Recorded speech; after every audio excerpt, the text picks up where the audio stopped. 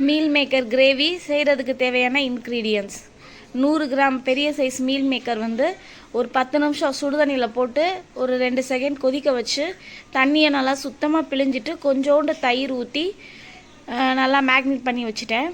நம்ம சுடுதண்ணியில் போடும்போதே கொஞ்சோண்டு உப்பு மஞ்சள் தூள் போட்டு கொதிக்க வச்சு தான் தண்ணிக்குள்ளே அந்த மீல் மேக்கர் போட்டேன். இப்போ நல்லா அரைக்கிறதுக்கு பெரிய வெங்காயம் 1, 2 சின்ன சைஸ் தக்காளி, நார்மல் சைஸ்னால் ஒரு தக்காளி போதும், சோம்பு, கரம் ஐட்டம், கொஞ்சோண்டு கொத்தமல்லி. ஸோ இதை நம்ம அரைச்சி பேஸ்ட் ஆக்கிக்க போகிறோம். ஜிஞ்சர் கார்லிக் பேஸ்ட்டு,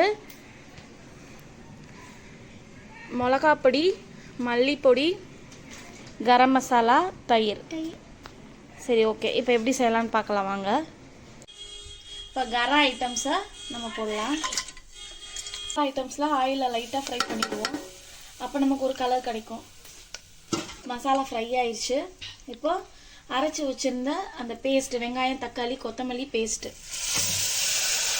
இஞ்சி பூண்டு பேஸ்ட்டு 1 ஸ்பூன், அதோட பச்சை ஸ்மெல் போகிற வரையும் வதக்கிடுவோம். எண்ணெய் பிரிஞ்சு வரட்டும். இதில் ஒரு 25 கிராம் தயிர்,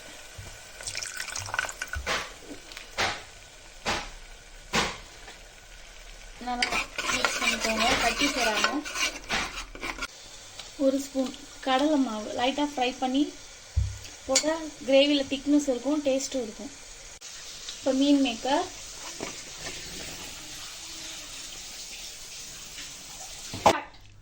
மிக்சியில் இருக்க அந்த கொஞ்சம் இதை வச்சு தண்ணி கொஞ்சமாக கம்மியாக, இந்த டயத்தில் உப்பு செக் பண்ணிக்கோங்க. இப்போ குக்கரை விசில் வச்சு மூடிடுவோம்.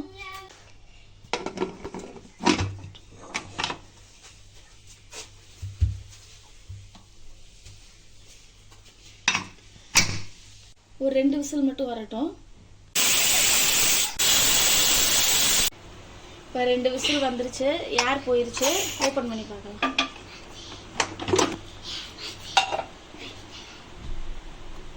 Meal maker gravy ready. Meal maker gravy ready.